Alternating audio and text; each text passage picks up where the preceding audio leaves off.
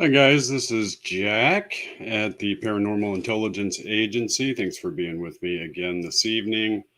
This is our live show, Paranormal Planet, Thursday nights on Paranormal Intelligence channel here at 9 p.m. on Eastern. So, tonight, I don't have that long of a show for you, but I've got a very interesting show for you guys. And it's been wow, it's been a long time, I guess, since I talked about this last subject that I'm going to talk about. I know that sounds a little confusing, but I didn't want to give away. Tonight's topic is very creepy, and I was even telling my wife about it earlier, and she got pretty freaked out about it too. So there is a case that's fairly new, that's been discussed. God, it's kind of on the fringes right now. It may, in fact, at some point get more attention. But this case may hold a very valuable clue um, in the missing 411 cases. So I thought I would bring that to your attention. It's one of those outlier cases that is, it just makes you shake your head. And the thing about this case is that I went and read the initial eyewitness testimony and was able to actually hear this man tell his tale in his own voice and his own words, and um, thoroughly convinced that he is 100% sincere in what happened to him. So that will be what I'll be getting to. So, but I've got some interesting updates for you guys. One of them is making the rounds here that on the kind of on the back burner. This has been leaked to WikiLeaks, which is where I came across it. And apparently, this is actual footage from a military night vision camera. And there were 4 UFOs or UAPs, whatever you want to call them, hovering above the battlefield. And the interesting thing about this is that they were dripping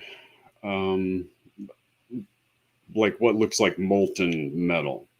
And that's interesting to me because that's been described in a couple of other UFO cases through the years. And one of those was the Shag Harbor case, in which the craft actually dropped what they described as slag, which is like molten metal, onto a boat below, and it killed the dog, actually. Um, so, and in the Battle of Los Angeles, some of you may recall that case where the military fired round upon this craft, and it didn't respond at all. So there was no destruction to the craft, and that's been mentioned numerous times. So I'm going to bring this footage up and let you guys take a look at what the military guys saw when they were ordered to attack. So hang on just a moment here for me.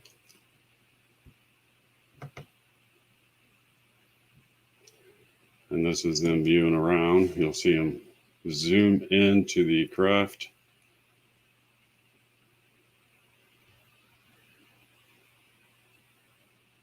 Now, as they come closer in, you'll see what I'm talking about with these craft. Drip something from them. We don't know what that is. Those were 2 Sidewinder missiles that were fired by the pilots that were ordered to attack these things, and they were left completely unaffected. That should be pretty scary to everyone. And here it is again, and you can clearly see the dripping material out of them. Nobody really knows what that material is or why. Here come the missiles, and bam, right back again. So I thought it was really an interesting piece of footage from WikiLeaks. Shows us a lot of actual example of not only UFOs being over a battle area, which is a common occurrence, but them being attacked and then showing no damage from the weapons that we're utilizing here. So that is some interesting footage. And so that's something that I thought all of you might be really interested in. That footage, I can guarantee you, is going to, or already has, been seen by the Senate House Intelligence Committee and the new Congress office and all of that. I promise you, this has got to be a leak from a military source onto the, sort of the back door of the web. So that's sort of new and breaking stuff. Another really interesting thing is we've had a very credible Bigfoot sighting. And this takes place in my neck of the woods, I guess you would say. So in a little town called Honobia, and many of you probably know that Honobia, Oklahoma is where a big Bigfoot festival is. It's in the Ouachita Mountains in Oklahoma. And yes, we do have mountains, and that's largely where I spent my childhood. And 11 miles from Honobia here was a major encounter just yesterday. So this is actual, I would say, actionable intelligence for any Bigfoot hunter that's on the ground right now near Honobia. The actual town, which you're probably not going to find right here on the map unless you go to Honobia, was called Neshoba. There's going to be about 3 houses there. But that's exact 0 point where the occurrence took place. So if I were there, that's where I would be headed. So Van Liberty has a good statement on here. So the slag is the craft absorbing the missile and draining it off their defense system. That's a really interesting observation because there are accounts of UFOs having fired upon patrol boats in Vietnam. And what the interesting thing about it is that one of the patrol boats fired upon one of these UFOs one night. It didn't have any reaction. And then the next night, one of these patrol boats got fired on by the UFO, and all of the serial numbers from the casings and everything they could find on the destroyed boat was actually the munition that was used the night before on the UFO. That's a true story, and that is totally bizarre. But anyway, that's a good comment and something good to bring up. Anyway, Honobia is for that area, and I'm talking about southern Oklahoma, going across the foothills of the Ozarks, which is really what these are, the Ouachitas and the Kiamishi Mountains in Oklahoma, and then over actually into the thick Ozarks of Arkansas, and then down into the big thicket area of eastern Texas. And this is all one huge area with almost no population. And when I devote time, money, and effort to do some field investigation these days, it's always down to this area. And there's a lot of really good reasons for that. I spent 25 years in the Rocky Mountains doing a lot of work. And The one thing I came to realize was that going vertical all the time really sucks. And I mean, I was living at 9,000 feet altitude, uh, and then you're having to climb up from there to do research most of the time, and it's grueling work. It really is. And here is an area that is as sparsely populated, nonstop activity, historical activity, and the kind of woods that you can actually get around in much, much easier than the Rocky Mountains. So I'm excited about that. There are two Crypto Four Corner field investigators down in that area, and hopefully they'll be able to go out there and see if they can find anything. So tonight's story is, gosh, it's one of the creepier things that I've come across, and I say that just because of all of the other research that I've done into the missing 411 cases, and for years, followed and examined the detail by detail of each one. And it's in my new book, Bigfoot Unleashed, that I present what might be the most damning case anybody has ever presented for the Bigfoot species being responsible for the missing 411 cases. And I say that because it's based on a keystone case on which all of the other missing 411 cases in my professional analysis are based upon. In other words, something happened during this particular case that didn't happen or wasn't seen or heard in any of the other cases, yet everything else about the case fits the profile perfectly.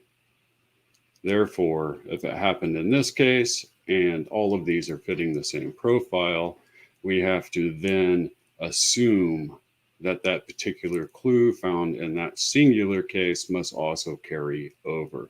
And if it does, and you put all of the other pieces together, it's a pretty damning case. And I was on a pretty popular podcast that I won't even mention the host anything, even though they're a fantastic human being. I just don't think it really matters. But he probably didn't. Yeah. So I'm not going to say anything about that. But we had a discussion as to whether or not people, let's say, without naming any names, in the know of the missing 411 cases are overlooking the evidence which needs to be eliminated first before they entertain more exotic explanations, and they've done so on purpose, perhaps. We'll leave it that way. That's a gentlemanly way to leave it. So anyway, and let me see what I've got here. I'm going to pull up a very interesting letter that pertains to what this creepy story is all about. So now keep in mind, while I'm going to actually, if you'll bear with me, I'm going to read the eyewitness testimony, because nobody tells the details of a story like the person it happened to. And in this particular case, because it appears to be completely authentic, having now heard the witness say it in his own voice and own words, and not just reading his eyewitness words. But keep in mind that what happened to this gentleman may, in fact, have also happened to the other missing 411 hunters. So I'm going to pull up this is a personal correspondence from a famous Bigfoot investigator. And when I say famous Bigfoot investigator, there were certain people who really kind of set the foundation for all modern cryptozoology work dealing with Bigfoot, and Ray Crow was among them. What's interesting about Mr. Crow was that he was around at a time and at a place where literally nobody knew him or cared anything about what he had to say, and he doesn't appear to have cared about anybody worrying about what he was saying. And he wrote some correspondence to some other people who became very famous Bigfoot researchers early on. However, it is mainly the research of Mr. Crow that gives us such a untarnished, uncontaminated view into this new eyewitness testimony. And I say that because this was written at a time when none of the things that Ray mentions were even talked about. So with that, I'm going to go ahead and add the letter there. And I'm going to pull up this eyewitness testimony, and I'm going to read it to you guys.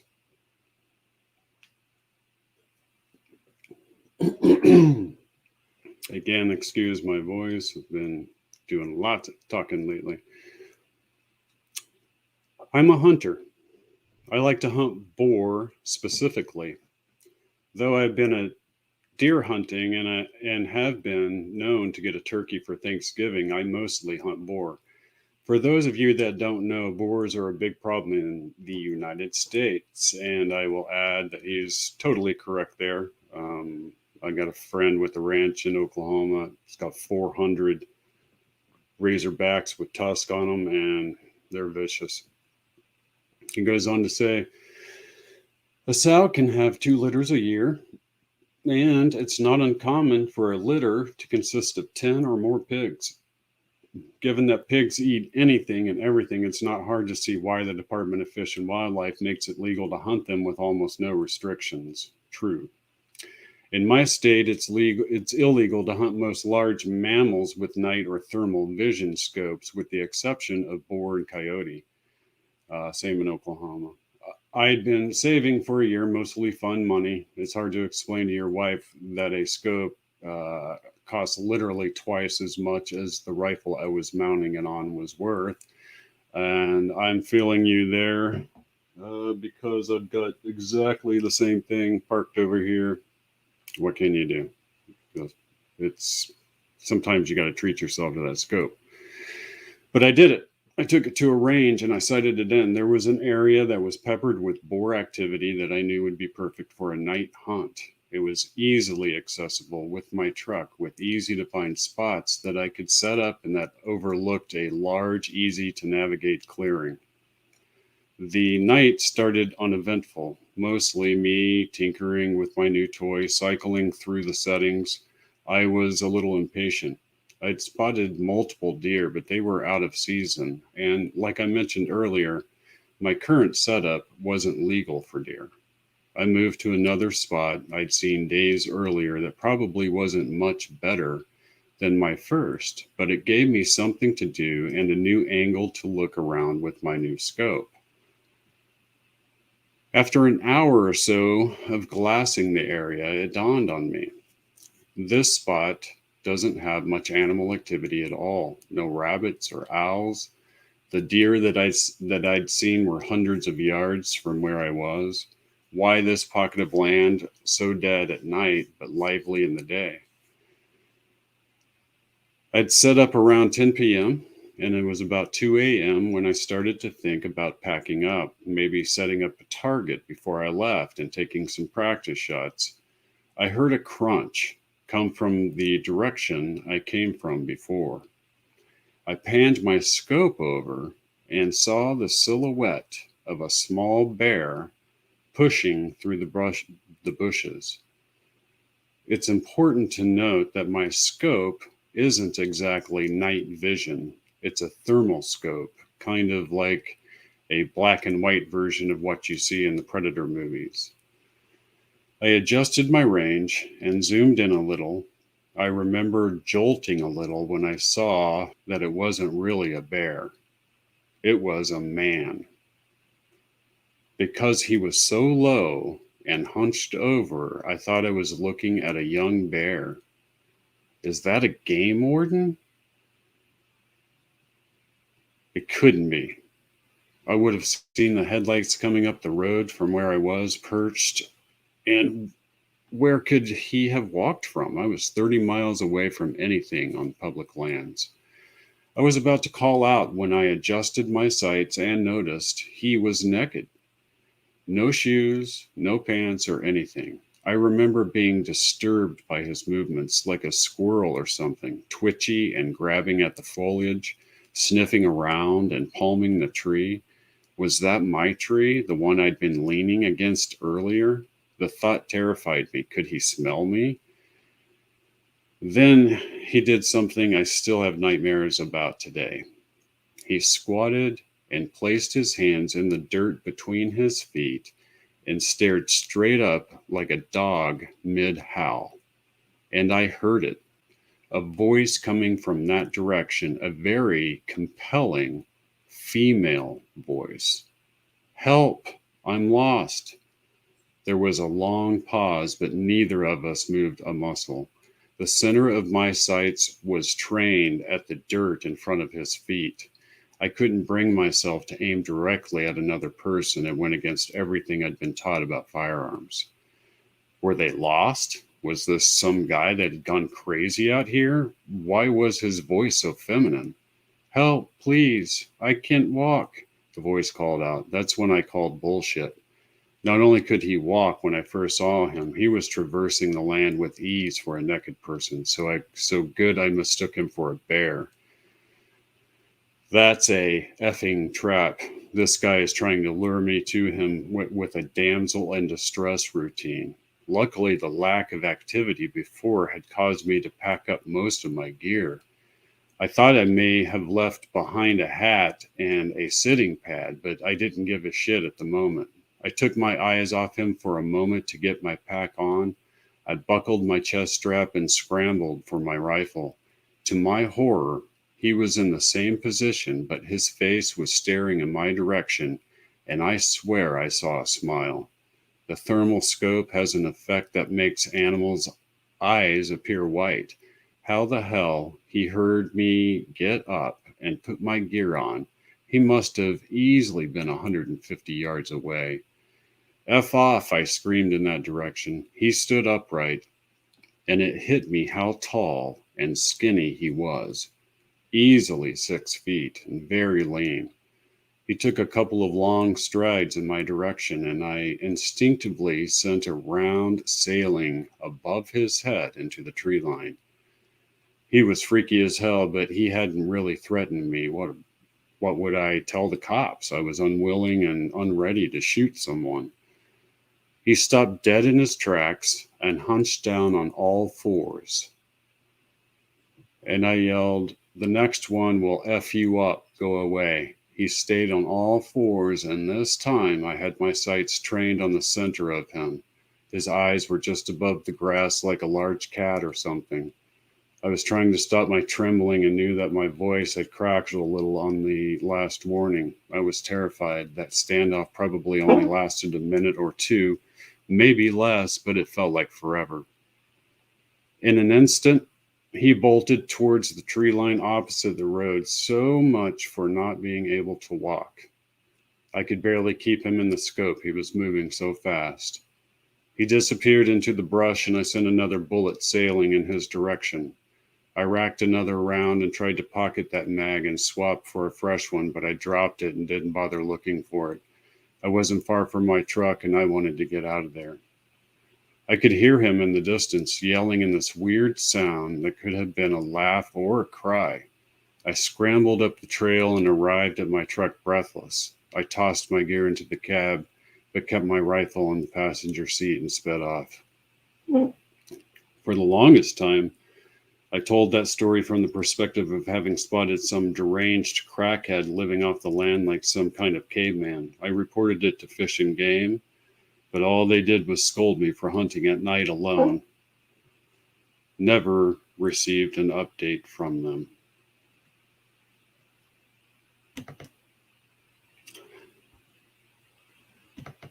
So that's a creepy case. There is so many different creepy things about that. I've done a show in the past, you may recall, where I was talking about feral humans and how feral humans may be out there just like Bigfoot, just like Sasquatch, and maybe every bit as dangerous. And what's interesting most of all, of course, in this case, I think everybody will agree, is that this man who appeared to be a feral human being, if in fact it was a man, it could have been a Bigfoot. This eyewitness doesn't describe a Bigfoot, but he was seeing a man-like creature at a distance, But the fact that it was able to, well, obviously know where he was, then crouch down into a position where it was able to pitch its voice and sound just like a human female in distress. Something that most male hunters would respond to. And so that is some creepy stuff, guys. Really, really creepy stuff. And what I thought was really interesting and compelling and cross links to some of this early correspondence that I have come into possession of from Ray Crow. And so here's what many of us consider to be the most pristine Bigfoot evidence out there, some of Crow's evidence, and I'm going to read a little bit of what he has to say about his experience.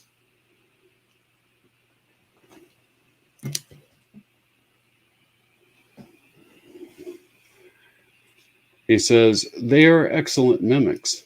In order to communicate and conceal their presence, they will at times employ the mimicking of other animals, birds, and natural sounds. We have heard them bark like dogs and coyotes, whistle and pound rocks. I have even had them repeat my voice. Another sound they occasionally use when your presence is near is one which has the phonetics of a small brass bell, as if one were to tingle a bell softly 4 or 5 times, then stop for several seconds and repeat. It is an intermittent series that is repeated several times, then complete silence. I have heard it on the slopes of Mount Shasta and Lassen in the 1930s, but it was not until my brother Delmas and I discovered in the Trinities in 1970-71 they use it to convey one's presence. It is a sound reported by others in the past in the same mountainous areas, but its mystery is no longer." And he goes on to say, "They communicate orally. On 2 separate occasions with colleagues, we have surprised a small group in their base camp who, upon a hurry retreat, have resorted to a jargon that has the phonetics of a language when we get close enough to them." So that is some very, very interesting corroboration coming in from extremely pristine evidence, right? Here's Ray Crow. He's writing this to a friend. This wasn't something that he was going to have published because he was before all of that. I mean, the guy was out there in the 30s, you know. So, and he says that he had a direct experience with one of these creatures calling his name. Sounded like a human calling his name. And here we have this modern day account of this gentleman, who, again, I say, has recounted his tale and answered every single question put to him. So I believe it to be a completely authentic case. And it matches the creature he came across, able to use this ability to mimic, to attract prey. And in this particular case, the prey appears to be other humans. That's a very scary thing. Now, there was something else I was going to mention about that. The mimicking. Well, I forget what it was now. But let me see what else. Oh, yeah. So I'm going to bring this up as well. As you can see, our website is on the screen there. Type that in, come by and see us. Make sure you hit subscribe, share, and like. That helps us get the word out and get some of this better information out to you guys almost in real time. I'm going to be bringing you guys, basically weekly intelligence briefings having to do with all these subjects, and also showing some of the deeper research that I've been doing. So let me bring this up for a second here. So this is the website, Paranormal Intelligence Agency. I wanted to show you guys the screen here because I do have a new article out. It's extremely important. There is a new announcement from a aerospace engineer, a very important aerospace engineer. And he is claiming that he has developed a technology where they can see UFOs that you can't see with any other type of technology, and that he's been able to film actual motherships releasing other ships, and he's a very credible scientist. So on the site, you just head over to subscribers and you'll see how to subscribe. They're 1 full year subscriptions, and I wanted to share the t-shirt with you guys. So we do have this t-shirt out now. All the proceeds for that actually funds field researchers, me and other agents we have to go out in the field and actually collect real evidence for you guys and bring it back. So anyway, next week, next Thursday, I'm going to be talking about some interesting things about not only the so-called Simpson mystery, but the idea that there's been a lot of talk lately that from our best physicists that there's a very, very high probability that we're living in a simulation, an artificial simulation. And they've got a lot of really interesting evidence to prove their point. And, some of these physicists are saying, there's a 50-50, right? And then you have geniuses, polymath geniuses like Elon Musk, and he says the odds that we are not living in an artificial simulation of some kind is 1 in billions. In other words, it's a virtual certainty.